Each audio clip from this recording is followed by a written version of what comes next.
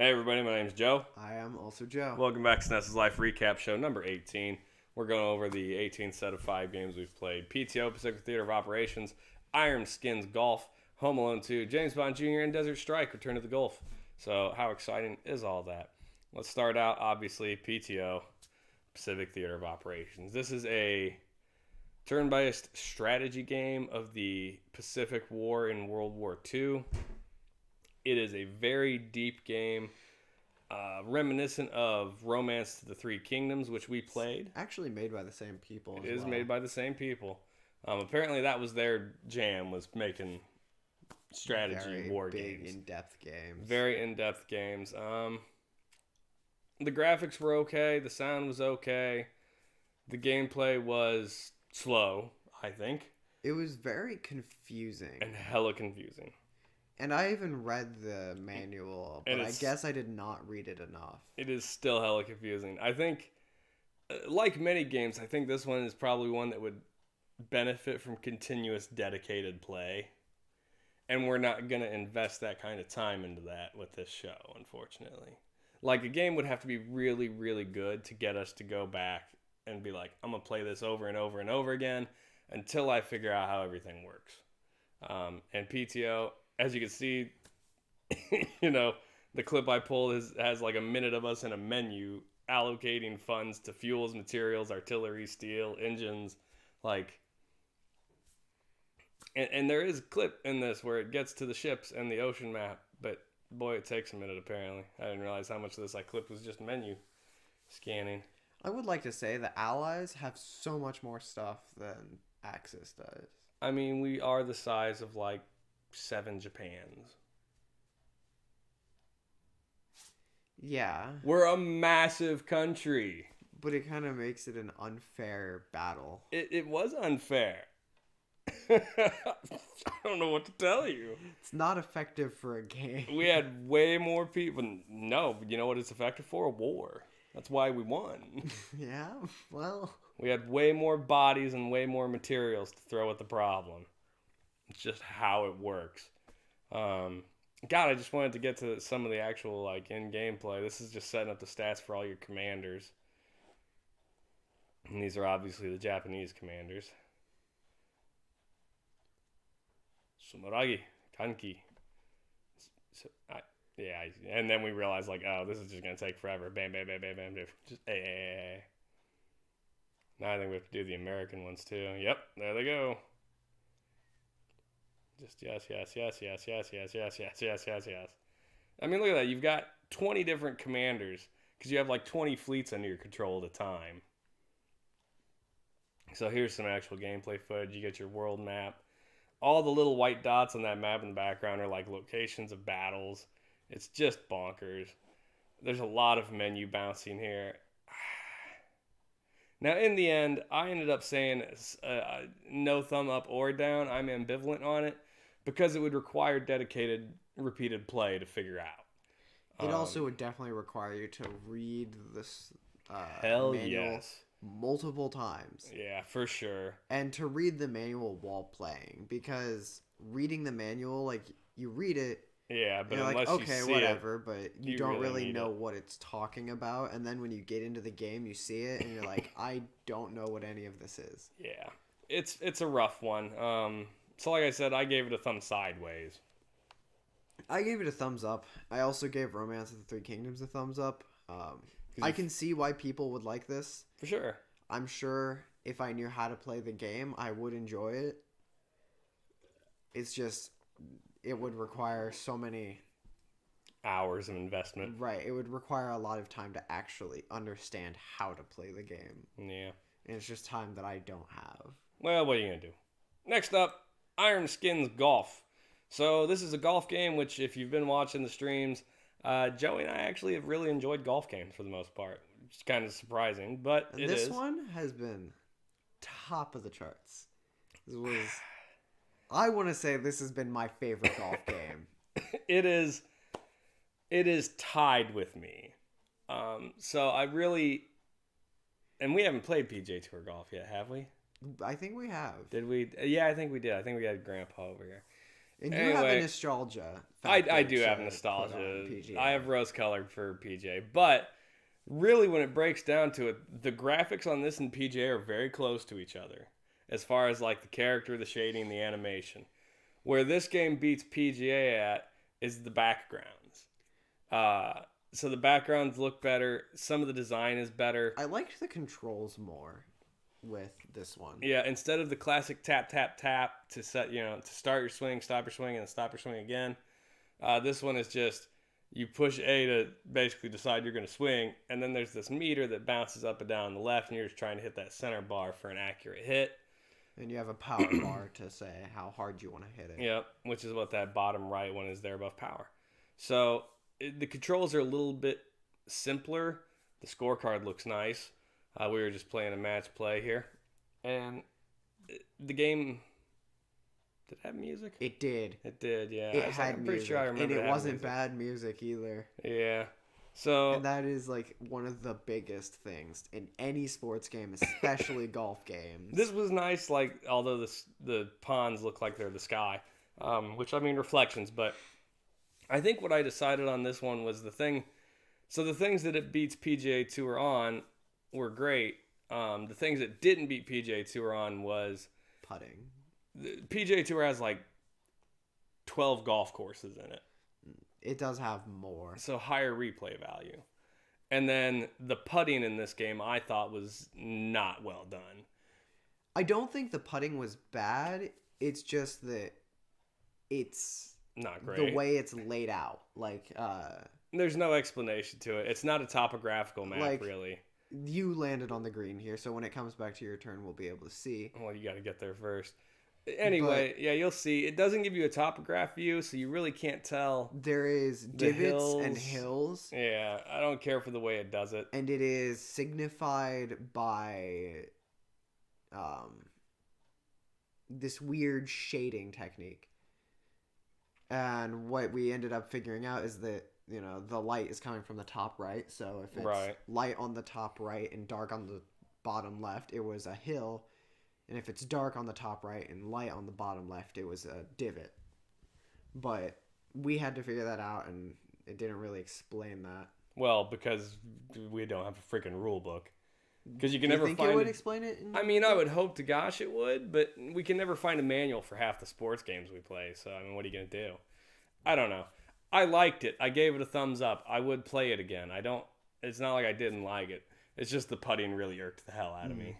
So, but otherwise, everything else about the game was great. Oh, no, I did think of one other thing I hated the hell out of. The trees. Oh my God, the trees in this game, dude. Which I never had an issue with. And I don't know why I kept hitting them. Like, even when it was like, there's no tree in There's front the- of me. Yeah, there's the there's the silly putting. hill. Yeah, it was just the trees. I hit the trees like a million times in this game for some stupid reason that was unaccountable.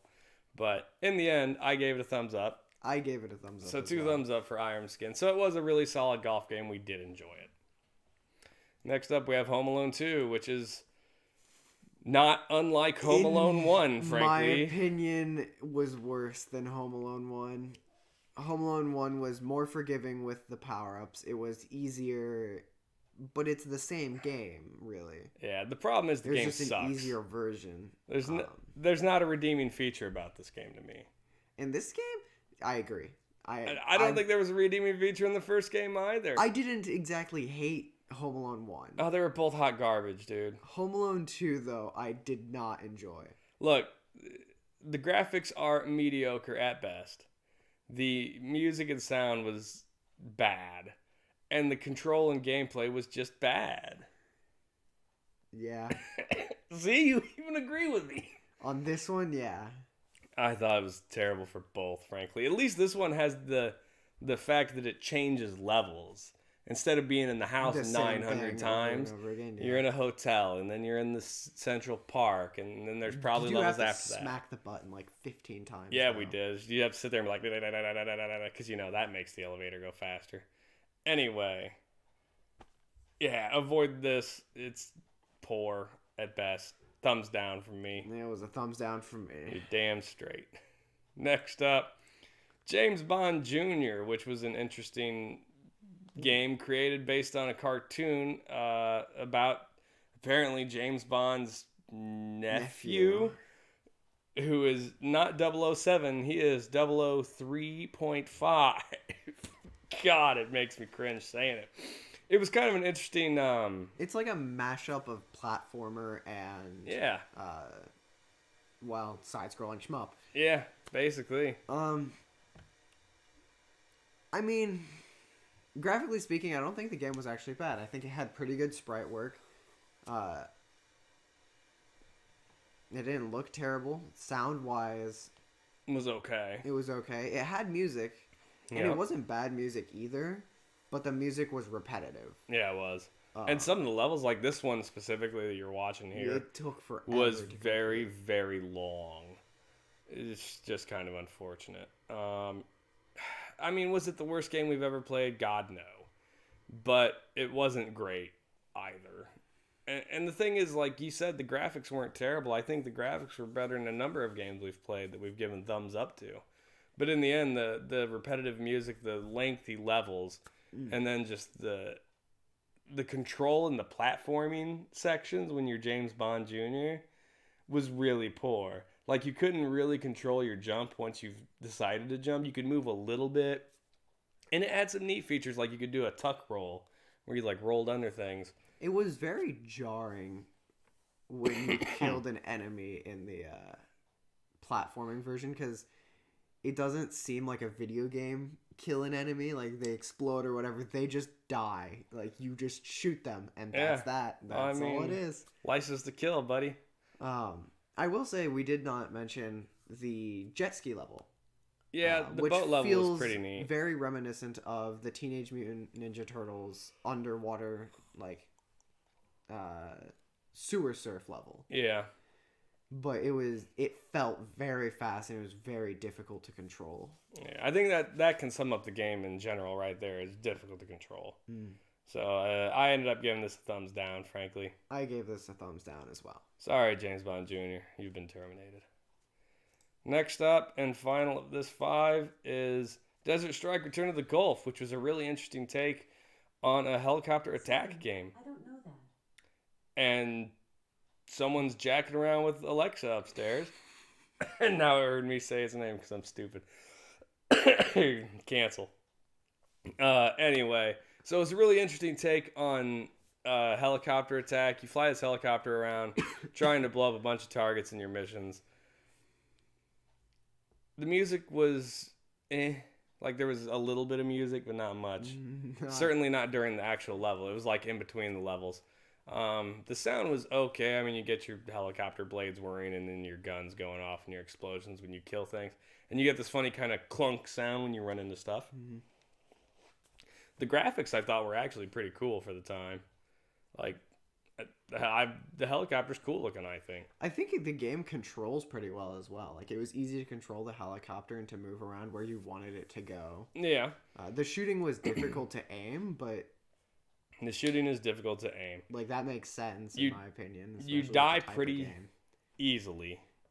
It was really, really difficult. It was a very difficult game. And it was very, very long. Yeah, it was very slow and long, unfortunately. Like, so we got into the second level, and I think that was it. That's as far as we got in the whole hour of playing. Yeah, it took basically the entire hour to get through this first mission. Because you only get a couple of lives, and it's not hard to shoot you down. And you really have to know where things are going to pop up at you. And if you don't, you're just going to suffer. You also have to keep track of your fuel, your armor, your ammo. Yeah. You have to go through all of the missions, and then, you know, if you want more points, you have to pick up all of your POWs and people that are MIA. Yeah, and get them to escape. So, like, it was just a very difficult and slow progression, unfortunately, which I think hurt it. Like, if you want to make us manage something, give us, like, a thing to manage. Maybe 2. Not all 3. Like, fuel, armor, and weapons, like, number of missiles you have left, kind of sucks. Unfortunately, the only, like, I can't help but compare this to the only other helicopter thing we've done, which was Pilot Wings helicopter level. And that level was awesome. Which was really, really good. That was a super fun level. Yeah, there's a crash right there. And yeah, I think the graphics The look game great. looked really nice, but Yeah, it's it just didn't play particularly fast enough to it keep us was entertained by it. slow, difficult. There was a lot to it, and it just wasn't fun. Yeah, and that's because of the slow Right. and difficult. Like difficult games can be fun, but you got to keep it fast paced. Like I love some Mega Man. Mega Man's You difficult. also have to keep it rewarding. This game had nothing like Yeah, it was just nothing that made you slogging. feel better about it, like doing each thing. Yeah. Especially when you keep dying and it takes an hour to beat one level. Yeah, I mean, And Mega Man, like I said, it's difficult, but it's fast. right. At the end of each level, you get a reward, you get a new weapon. So I can definitely agree At with the you end on of that. at the end of the level, which we did get to at the very end of the stream, it was like congratulations on beating that mission, and then it immediately shoved you into the debriefing for the next mission. Like, here you go, friends, Hoffy.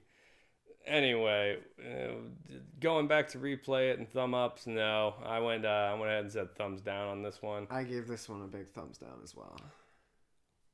And I think they could have, if they had broken the main mission into a bunch of smaller missions, like today, go blow up the radar sites, then return to base. Tomorrow, go blow up the power stations, then return to base. Next day, go blow up the command centers, then return to base. Next day, raid the airfields, then return to base. Instead, it was go kill the radar sites. Okay, now that you've done that and you're pretty much out of fuel and armor, find fuel and armor. Now go kill the power station. Now go find fuel and armor. Now go kill the radar. It's just like rinse and repeat, and it just made it kind of a slog to get through. So I gave it a thumbs down, unfortunately. I also gave it a thumbs down. So 2 thumbs down for Desert Strike. So that's an up and an ambivalent for P.T.O., 2 up for Irem Skins, and then 2 down for the last 3 Home Alone, James Bond, and Desert Strike. That's kind of a bummer, really. But Not a good set of games. yeah, I mean, what are you gonna do? You're gonna run into walls like this every now and then. So yeah, that's it, guys. Thanks a lot for continuing to watch us and everything else. And this is the end of our 18th recap. How exciting! We're really approaching that road to 100 here. It's a lot of games. It's a lot of games. All right, guys. Have a good one. See ya.